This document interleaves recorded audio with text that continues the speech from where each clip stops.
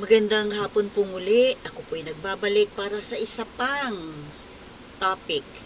Ang topic po natin sa ngayon ay yung tungkol dito sa pinasabog ni former President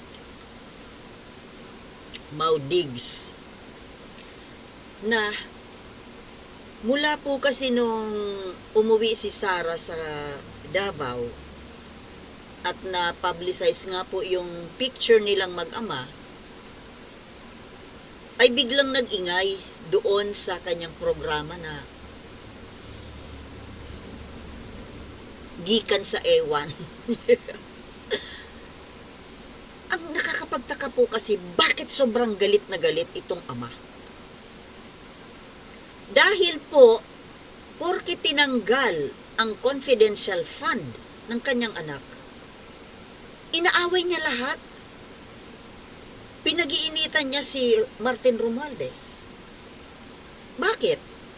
Pinag-iinitan niya yung posibleng pagtakbo ni Martin Romualdez bilang Pangulo sa 2028. Aba, ano paki mo? Lahat tayo may karapatan. Diba? Kahit ako. Bakit pinag-iinitan po si Martin Romualdez? Na kung tutuusin, well, kung sa bagay, inaway na niya po yung buong Kongreso eh. Buong Kongreso na po ang ginigyera niya sa ngayon. Tatay Diggs, wrong move. Talaga naman, when emotions are high, intelligence is low. Nagtabil ng nagtabil. Alam nyo, the more you talk, the more you put yourself into gulo, into mess, into trouble. The more na pinoprotektahan nyo si Sara, mas lalo kayong napapasama kasi mas lalo tuloy na nagiging obvious ang mga galawan ninyo. Lahat kayo dyan. Unang-una, yung tungkol sa, yun na nga po, ang talagang pinakapunot dulo ng kaguluhan na ito, ay yung 125 million na hiningi niya. I'm sure hiningi niya yun kay PBBM. Tapos, inubos sa loob ng 11 or 19 days, whichever, parehas lang yun, na hindi maipaliwanag kung saan po dinala, kung saan ginastos. Yun lang naman ang gustong malaman ng tao, kung saan ginastos. Kasi hindi naman yun 10,000, hindi naman yun 1,000. Milyones. Milyon-milyones. Hirap na nga tayo. Kahit pambili ng bigas, pambili ng isda, hirap ang Pilipino eh. Tapos yan, umuubos ng 125 million sa loob ng ilang linggo? 2 linggo? Goodness. Wala nga 2 linggo eh. Well, oo naman, kayang ubusin. Ang itinatanong naman ng taong bayan, kung saan ginastos. Kasi supposed to be, hindi yon confidential fund. That was not intended to be a confidential fund. Kaya nagtatanong ang bayan. Dapat auditable. Ngayon, ang dami pong nagsasalita, ang daming nagtatanggol kay BP Sara. At isa na nga po dyan, well, i-separate content yung mga yung mga mabunganga dyan na mas lalong nagdidiin tuloy sa ipinagtatanggol. Dito sa ama na to. Bakit po, mga kababayan, bakit si Tatay Diggs ang nagpapaliwanag sa taong bayan? Na kesyo yung 125 million na yon ay balak daw gastusin ni BP Sara para sa soft landing, launching ng mandatory ROTC. gano'n naman pala. Kung gano'n ang plano, bakit hindi ikwento ni BP Sara bakit yung ama ang magkukwento? Ang tinatanong po ng taong bayan, si BP Sara, dahil siya yung taong in question, siya yung gumasta. Bakit nagtatanggol? Bakit ang nagbibigay ang nangangatwiran? Yung ama na wala namang siyang, wala na siya sa posisyon. Wala na siyang K. Di ba, Tatay Diggs? Wala na po kayong K para Bakit kayo ang nagpapaliwanag? Ikinwento daw sa'yo. Sabi mo, kinwento sa'yo ni BP Sara na ganito ang plano niya. Yun naman pala. Bakit hindi ninyo sa amin ikwento? Hindi naman pala masama yung balak. Although, bakit naman mangangailangan ng 125 million para sa paglulunsad ng mandatory ROTC? Di ba batas lang naman yun? Isa sa batas lang yun. At yung gagawa nun, mambabatas, hindi yung BP, hindi yung Vice President or Secretary of Education. Bakit kailangan gumasta ng 125 million? Kasi ang sabi nitong Tatay Digong, ginastos daw para daw sa mga seminars, mga field trip, kung ano-ano pang mga ek-ek. Nagastos na ba? Nag-field trip na ba? Oh, nag-field trip na ba? Nag-seminar na ba? Kung totoong nag-field trip at nag-seminar, di dapat sana alam natin.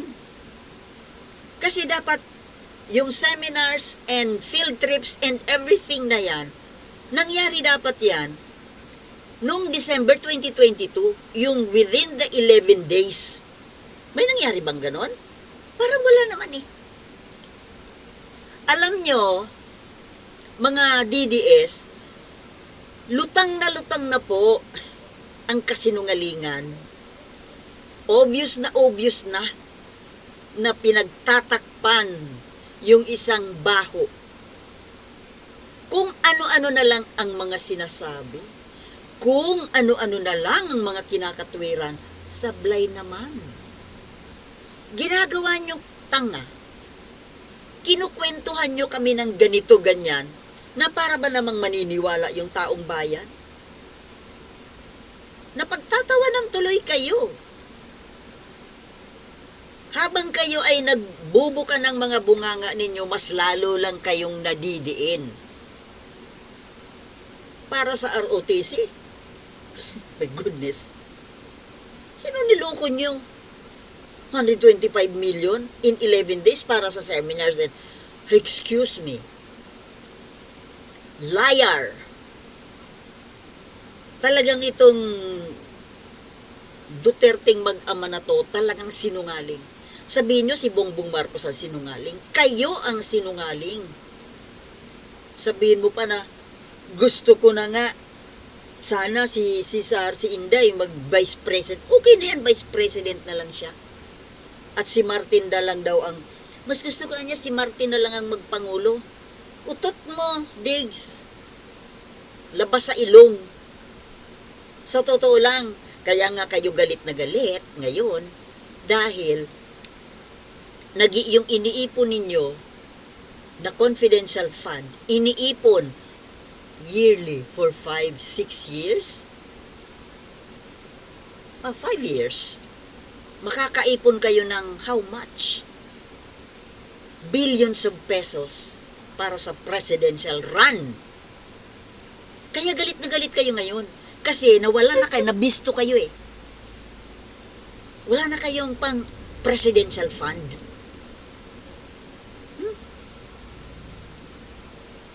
Confidential presidential fund. Kaya kayo galit na galit. Kasi talagang planado ninyo, uutakan ninyo yung taong bayan, confidential fund. Nabuking kayo eh. Buti kung Davao ito.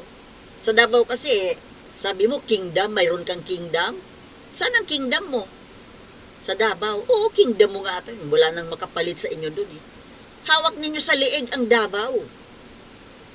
Ginawa nyo na ngang sister ng Fujian province, Fujian City ba yun? Kayo lang ang, akala ko po mga kababayan, pag ginawang yung sisterhood na yan, dinadaan pa sa batas or sa, at least sa national government, ipinapaalam. Hindi yata. Kasi sila lang ang nakipag-sisterhood eh. Galit na galit oh.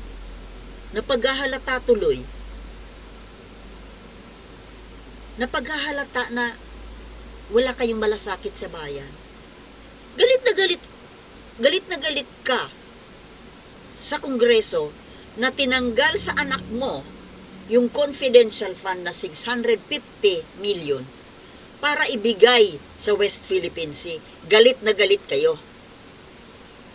Kasi oo nga naman, kung magkaroon kasi ng matibay na may pondo para sa West Philippine Sea, magiging matibay ang claim. Na ayaw niyong mangyari yun. Dahil gusto niyo nga ibigay yun sa China. Di ba? Kaya kayo galit.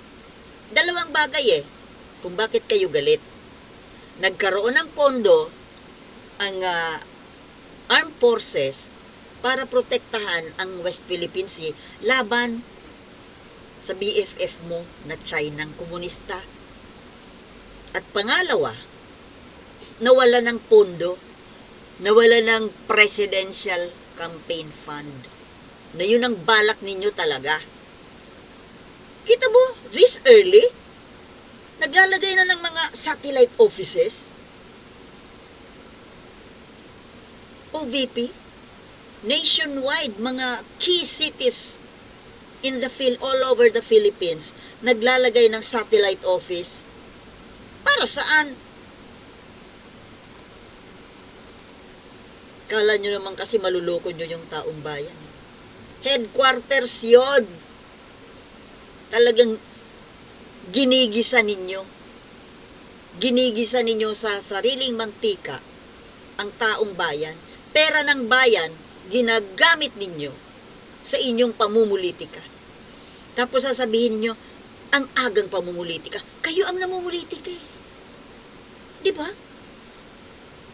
Yung mga taga-kongreso, yung Martin Romualdez, nagtatrabaho.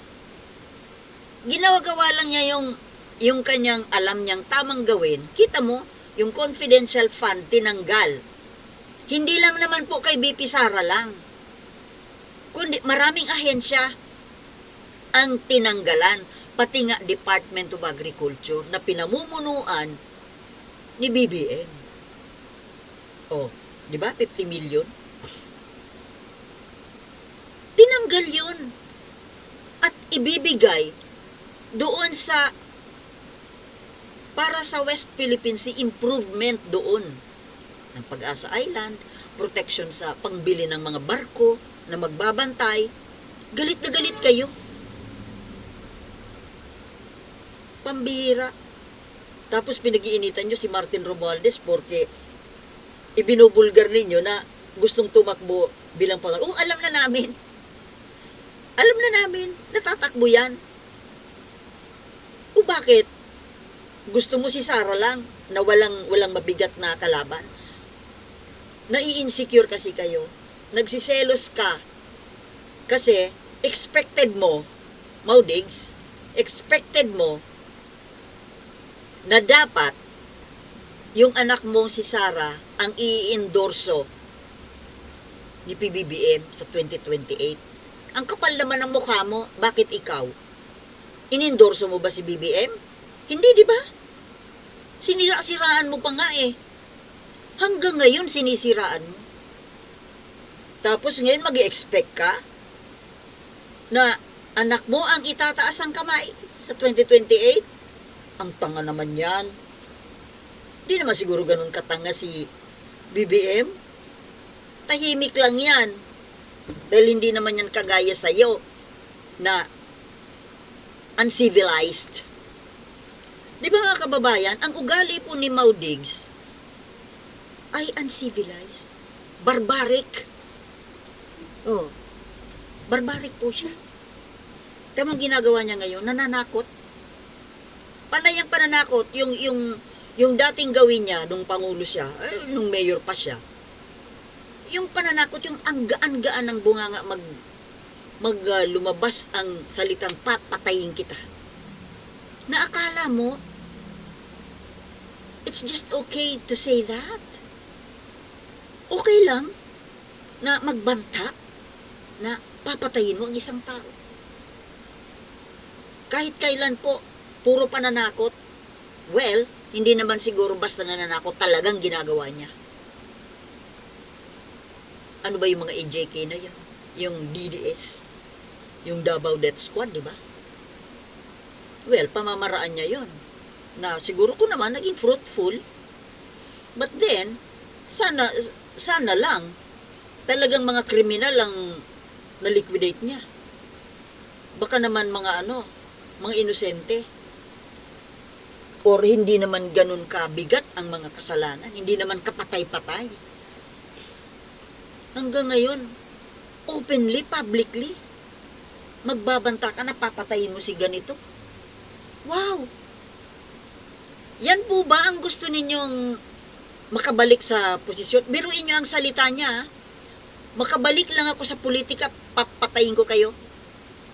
Mga kababayan, wag nating pababalikin sa politika yan. Wag pong iboboto yan. Berdugo Berdugo. Barbaro. Oh. Hindi po, ang taong ito hindi nararapat sa isang civilized world. Stone Age ang ugali niya. At, hindi po malayo na ganun din ang kanyang anak. Hindi mamumunga ng mangga ang santol. Sa tingin ko nga, mas malala pa to. Itong bunga. Ang hilig manakot. Sige nga, Franz Castro, demanda mo nga yan ng matauhan niya. Gusto ko makita. Tapos ito pa, minura mo na naman yung ICC. Walang takot. Ito nga, nanganganib nga kayo na damputin kayo ng ICC, tapos mumurahin mo na naman. Naku, kung ako si BBM, ipahuli ko na yan. Padampot mo na yan sa ICC. Kasi, mga ano yan sila they are, a threat. This family, this group, are a threat to the peace and safety of our country. Gets nyo? Pag ito ang nabalik sa politika, biruin mo kung maging senador ulit itong tatay at naging sigurado yan. Senate President yan. Tapos presidente yung anak. Anong mangyayari sa bansa natin? Killing field? Pagpapapatay nito yung mga kumukontra sa kanila? Kasama na ako doon. Nako, wag na po nating pababalikin yan. At pati itong si Sara, sana nga ma-impeach yan Hindi po nakakatulong mga kababayan. Hindi. Hindi nakakatulong. Pampasira.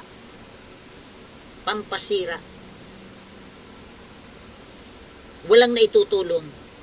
Sa totoo lang. Habang may pinapatay, habang may namamatay na mga Pilipino doon sa giyera sa Israel, dito po ang inaatupag ng mag-amang ito ay yung confidential fund nitong mag-ama at mga suportadores nila. Wala nang ibang inisip, confidential fund na mapunta sa bulsa. Wala man lang nga silang public statement tungkol doon sa kung paano ililigtas yung mga Pilipino na nadamay doon sa giyera sa Israel. Yung Pangulo natin umiiyak na Pero itong mag-ama,